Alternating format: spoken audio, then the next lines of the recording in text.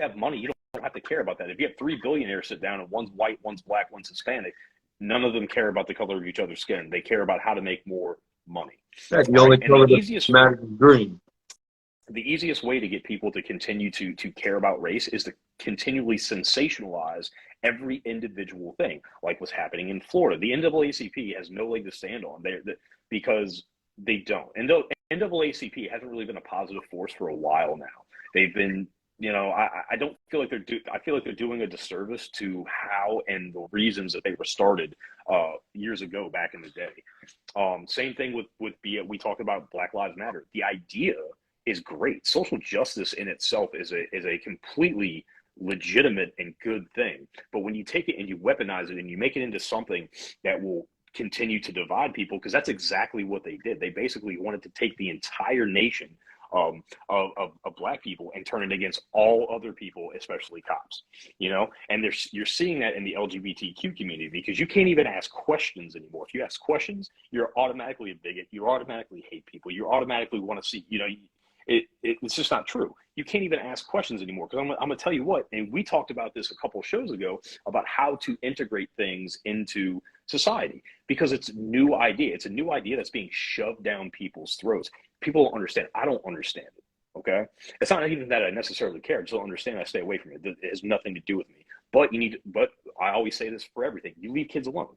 When you try to indoctrinate kids, that shows me that you are trying to erase history. You're trying to rewrite a part of our culture and a part of our history by indoctrinating people super young. That way they grow up with these beliefs.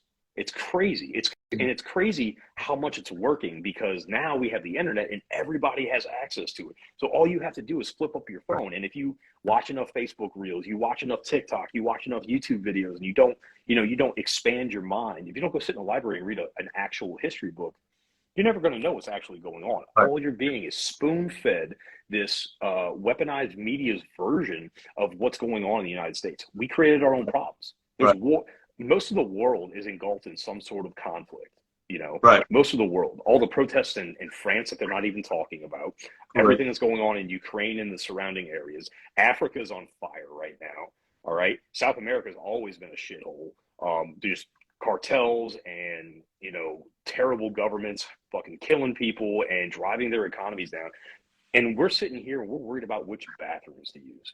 We're telling black people they shouldn't go to Florida because Florida is going to kill them.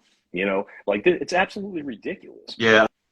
I think, well, it's like what I told you. I think I like our first show or something. I remember I had a guy I was reading on the little comments, and he was just listening to people argue about these cultural stuff, and he was like, "It's amazing how Americans have the luxury of fighting about things that don't matter," And I think that we're in a position now where our cultural movements have blinded us to the realities of society. You know what I'm saying? Like, the reality is that, like you said, the world is in conflict. Like, everybody in the world is like at war right now. You know what I'm saying? So it's like, it's a big deal. And the fact that we're here, we're in Florida. Like I said, the hostility toward Black Americans is one of the things that's like, and I'm not speaking for everybody. Maybe there's somewhere that I don't know about. Maybe there's somewhere I don't know about where that hostility does exist. But I think right now a lot of it seems to be a lot of media fear mongering. I think a lot of it is trying to demonize. It's trying to demonize decisions that are disagreeable. Right? It's like you disagree with DeSantis, and so therefore, go ahead. We got a few questions and comments Yeah. rolling. All right, so roll back. Aneurysm asks, touchy question. How do you feel about taking race out of the subject matter and pile it all together as just history? Are we focusing too much on race and further pushing minorities to feel less than? Okay, hold that thought for a second. A bunch of shitty people. We'll get back to BLM in a second. Or are we teaching what happened just to learn about the past history? So I actually thought about this before the show and how I wanted to present this. I'm going to come back. Give me 1 second. You can't mash together everyone's history. Okay, so you're both right and you're both wrong at the same time. This is my opinion. Okay, so I think yes. I think we need to take the majority of race and ethnicity out of the way that we teach history and teach it as history happened. However, there are specific instances in history where you have to use race and ethnicity in order to highlight the injustices that happen at certain time periods, how power struggles change, and how it shaped the world today. So you're both right and you're both wrong, but I guess we're all right and wrong. So in my personal opinion, yes, we should take the majority of race out of it. We learned about, you know, the first female black Marine was Opha May Johnson, right? We had the Montford Point Marines, all right.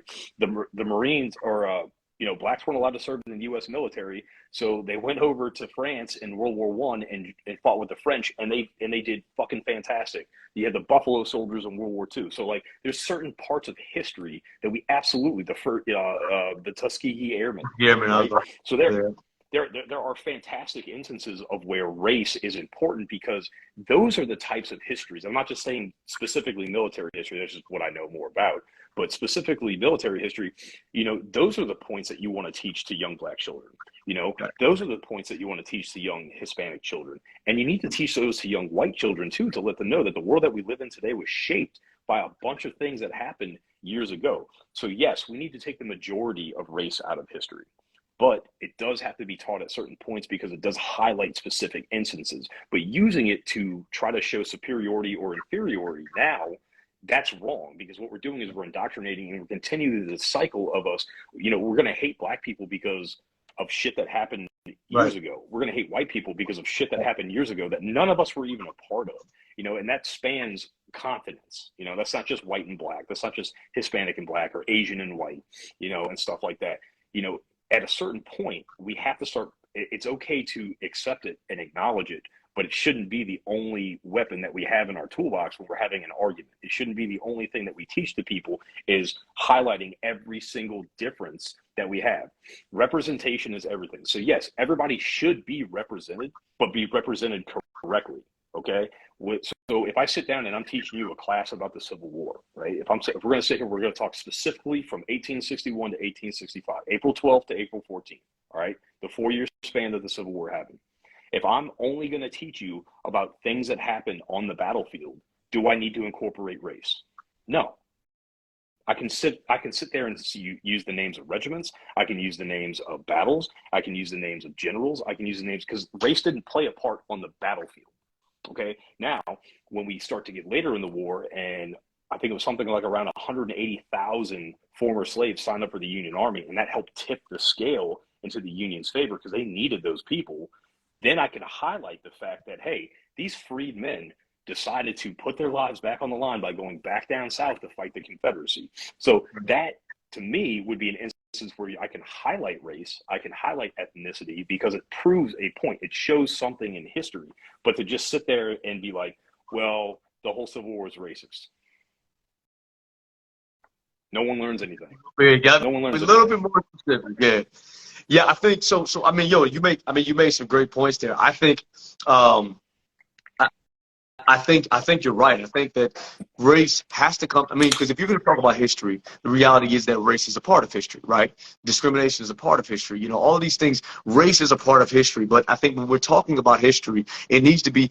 So I made the example the other day. It was like, instead of saying, like, why don't we say in 1928, John Sprinkle made the sprinkler, right? I just made that up. I'm just saying, like, in 1928, John made the sprinkler. Instead of saying in 1928, the first African-American first African-American Pacific free man created an invention called the sprinkler. Like, I don't know, in my mind, I'm kind of like, why does that matter?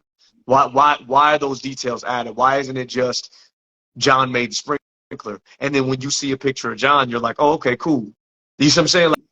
Like from a perspective, I see where aneurysm is coming from as far as like taking race completely out of the picture when it comes to some of these events, inventions. It should only be placed in a place, it should only be spoken of when it actually directly impacts the event itself.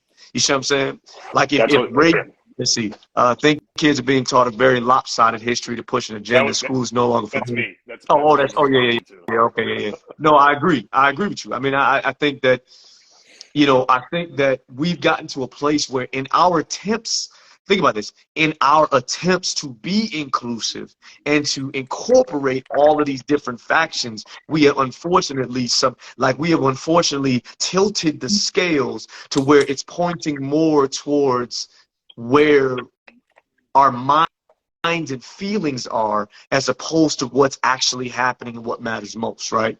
Because I think when we look at it from like identity politics, you know what I mean? Like identity politics is a perfect example. In our attempts for more representation, or for more, first black this and first woman that and first, LGBT this, in an attempt now, we have skewed the system, because you may be putting people in place that may not necessarily be qualified for the position, but we're putting them in places and positions because of the color of their skin. And I'm not saying they're not qualified. I'm saying that the reason for them getting the position, or getting put in the forefront of being taught, or getting put in the forefront as a leader in whatever the case is, should not be based off of the color of their skin, or their orientation, or their biological gender. Like, I don't think that should play a role in how we make decisions or what we teach.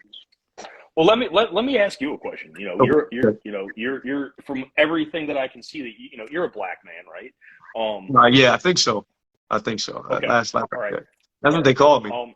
Do you think it's helpful or hurtful to, tell younger black children, if they harp on their race throughout growing up, if that becomes their identity as opposed to just their ethnicity? I think so. Okay. Let me make sure I got that correct.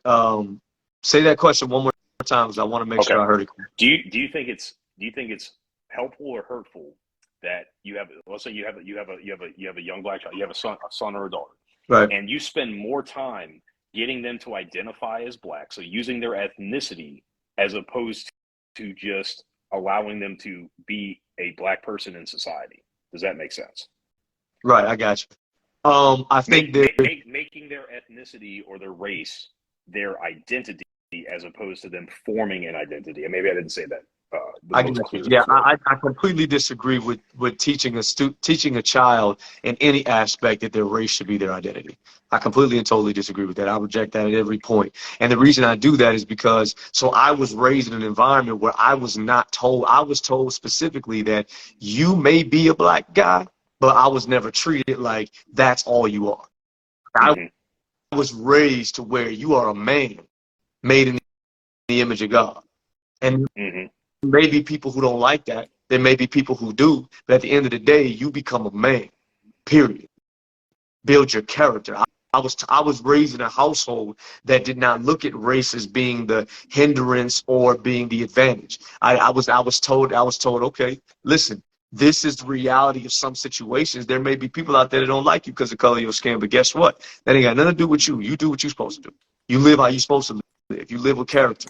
Like, I would much rather you teach a child their character. You teach a child to be truthful, honest.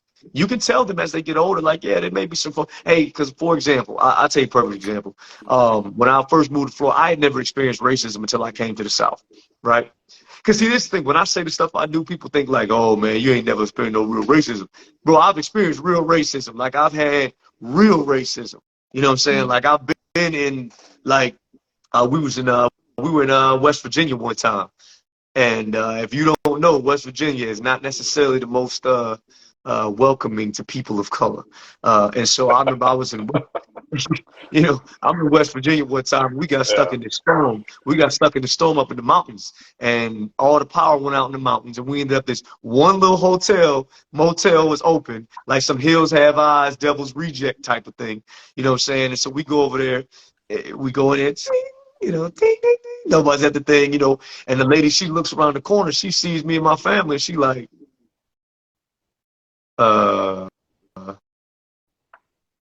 can we help you?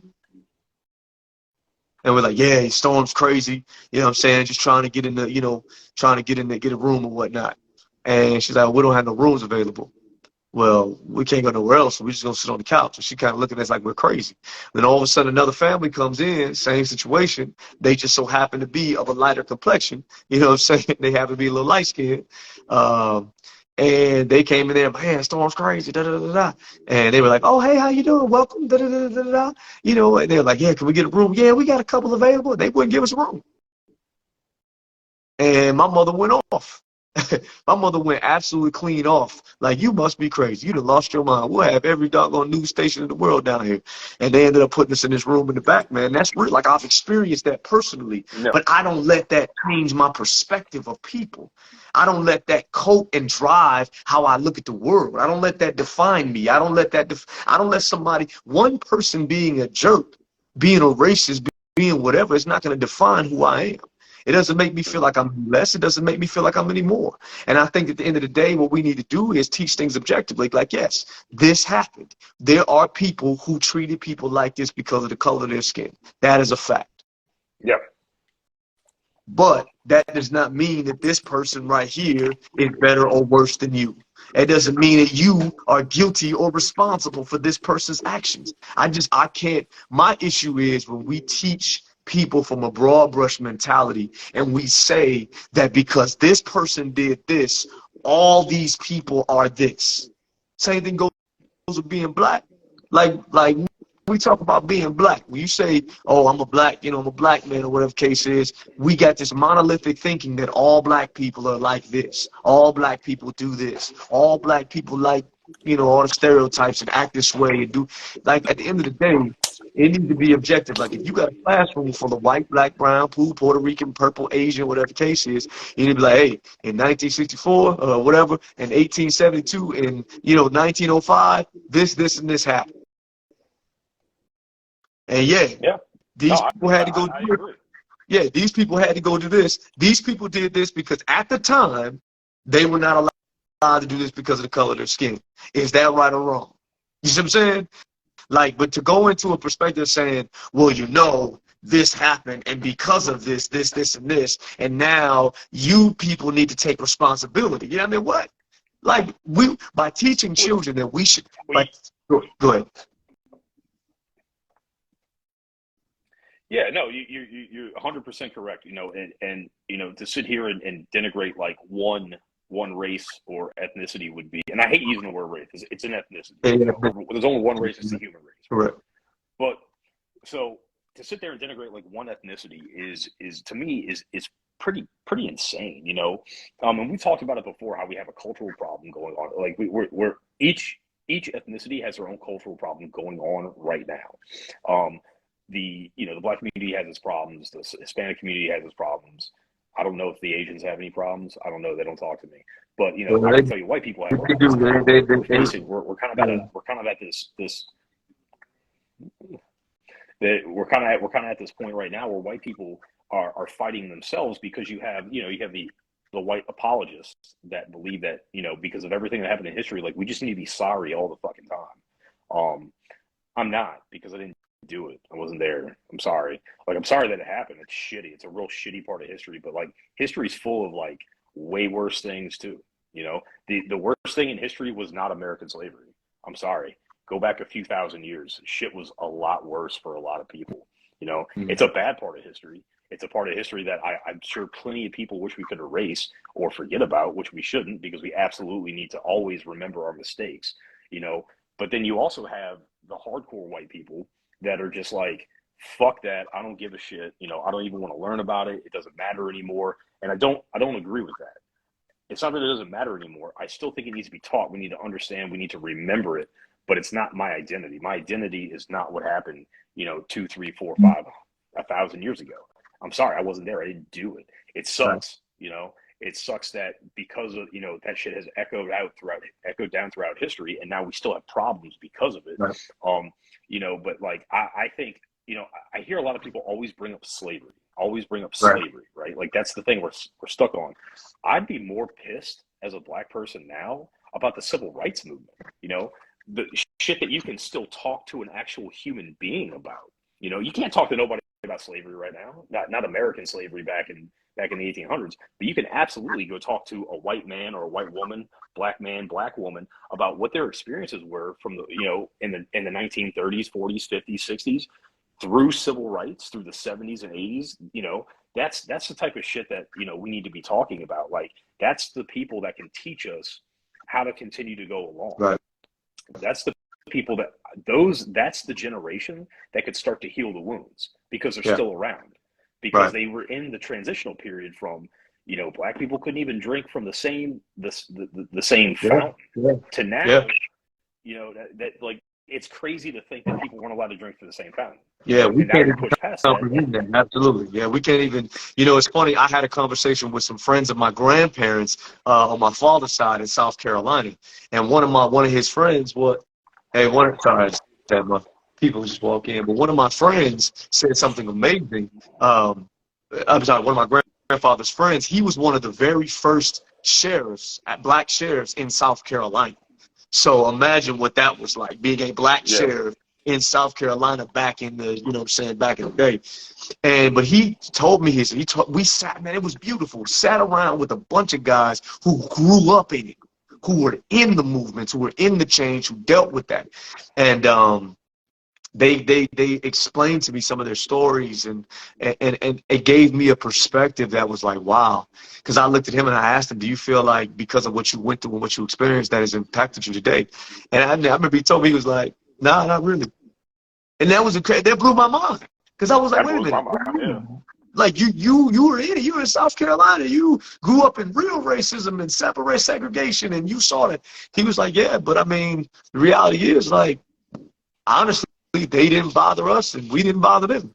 I was like, what do you mean? He was like, yeah, he was saying that they spent a lot of time, instead of trying to integrate and trying to be with them and be connected with the other, they said, listen, we just did what we had to do. We worked, we grind, we built our families, we built our communities, and we did what we were supposed to do. And like I said, he's very well off, retired early, was able to be a sheriff. And ironically, he actually was talking about how, as a sheriff, as a black sheriff in South Carolina, he said he actually experienced the worst treatment from his own people than he did from white people, which I found also interesting. He was saying, honestly, they didn't bother us that much at all. He was like, it was my own people used to call me a traitor and call me all these kind of things, and I'd get spit on, and they'd be acting a fool. And I think that's an interesting concept to dive into. Is like, in many aspects, I hear that a lot, where got black people who decide to go be police officers, who decide to be public servants like that, they turn around and they get treated worse by their own communities than they do by the actual community that they're said to be against or whatnot. And that's a whole nother That's aspect a of things. I think, that's yeah, that's a whole show. That's a whole that's a show whole right show there. in itself. I think when we get down to it, I think history should be taught in its whole, in its entirety, and I think it should. I'm all for teaching all aspects of history, but then I have a question. So I have a question for you, All right. and for the people. When we're teaching history, if the class that we're teaching is American history, why do we need to bring up any specific or ethnic specific history at all? From a perspective of if American history is the course, if that's what we're teaching, if the general education is American history, why is it necessary to even focus on specific ethnicities outside of this, particular events that we talked about that absolutely shaped America and had to do with race? But I mean, outside of that, why do we expect, I guess my question is, why do we expect to teach minority specific history when that history is the minority? That's a really good way to look at it. Um, it wasn't always like that. You know what I'm saying? If you go back and you read old history books, it wasn't taught like that. Now, did those history books leave things out Yes, intentionally? of course. 100%, 100%. But I think I understand what you're saying is why are we teaching, like, why would we have a separate class for African American history or Black American history, White American history, Spanish? You're right. It's all one history, and I think that you can teach one class on the history of the United States from our founding until present day. And when you use ethnicity, when you use it to prove a point. You use it to show that at a certain point, because it's not like you can't talk about like the civil rights movement without talking about race. Like it's Right. not possible, because Correct. Right. it was Right. specifically about that. Absolutely.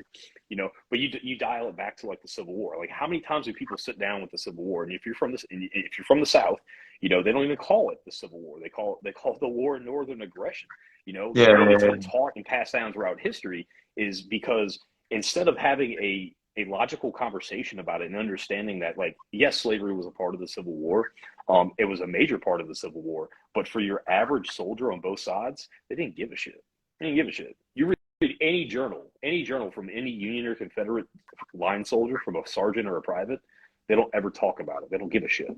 You know, it wasn't an issue. So you can talk about these big events and you can highlight ethnicity because it was important. What was going on prior to the Civil War, the antebellum period, slavery, like the most productive portion of slavery in American history, right before it all became crumbling down, right? Right. So obviously you have to talk about it, but that history shouldn't be separate from all the other history. You have to talk about it as one big, I want to know, okay, so down in the South, they were using slaves and they were making a shit ton of money because they were producing all this cotton and all this tobacco, and they were shipping it up north, and the Northerners were making a lot of money off of it as well by exporting it. And one of the major reasons that the war started was because of all the taxes that they put on all those goods that they were using, and they needed them to produce.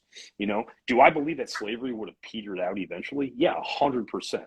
Because once why would I want to feed 100 slaves when I have a machine? Right. So yeah, you need to teach every specific part of history. You need to teach all of history together, and then you highlight specific instances where ethnicity was important because of the times. Right. As we're going forward now, like we're in modern times, I really don't feel like ethnicity is as big of an issue. It's bigger of an issue than it really should be. Yeah, it's great. Oh, President Obama was the first black president. Great. All right, let's move on. But now, because we had a black president, they're like, we need a woman president. Okay, sure. But can we wait till someone's fucking qualified for it? All right? Because I'm going to tell you what, Kamala Harris, she ain't it. All right? She ain't it, bro. All right, you better be careful. They're going to come after you. That's okay. I'm sure the FBI is on their way over to my door right now. Yeah. But the thing is I want to see the most qualified person in a position. I don't care where they come from. When someone, especially like in my line of work, I want someone in charge of me that's smarter than me, that knows more about the job that I'm doing than I do. I don't want somebody in a position simply because color of their skin or the gender. Yeah. Because it's not healthy, it's not good, it's not safe. That's not safe. Right. And you can apply that to especially in the government. We need to stop putting people in positions because of any of those things. Because you just look at the cabinet that we've had over the last 2.5 years. It's ridiculous. You can go back to the Trump administration too. Nobody's safe here. He put friends in there. He put and other things like that. We need qualified people in every position, and gender and race shouldn't play a part in it. And that has to do with the way we're teaching history, because now we're teaching history in such a specific way, based off of ethnicity, based off of gender, that it's actually doing more harm than good in society right now. Right. Yeah, no, I agree. I think that, like I said, and I don't want people to get the wrong idea. I don't want people to get the wrong idea and think that I don't think that race matters, right? Because I think that in many aspects, race does influence a lot of our cultural, a lot of our societal, political. Race does have an influence on our world, on our society. And yes, black history is a part of American history. But I think if America is supposed to be, think about this, America, the essentially idea of America is that it was a melting pot for all people of all races, creeds, it doesn't matter where you come from. Everybody comes together and creates this new nation, right? So when we teach American history, the reality is that why is history not, I say this, history should be focused on the events that shape the nation as opposed to the individual social, what's the word I'm thinking about? Like, you kind of get where I'm coming from. Like, I think in many aspects, like, for example, if we're going to go down, I put it like this, if we're going to go down the rabbit hole of teaching ethnic or racial specific history, would that not put us in a position where we would have to have, you need a black history, you need an Asian American history, which recently they just put the Asian American and Pacific Islander history is going to be in schools now.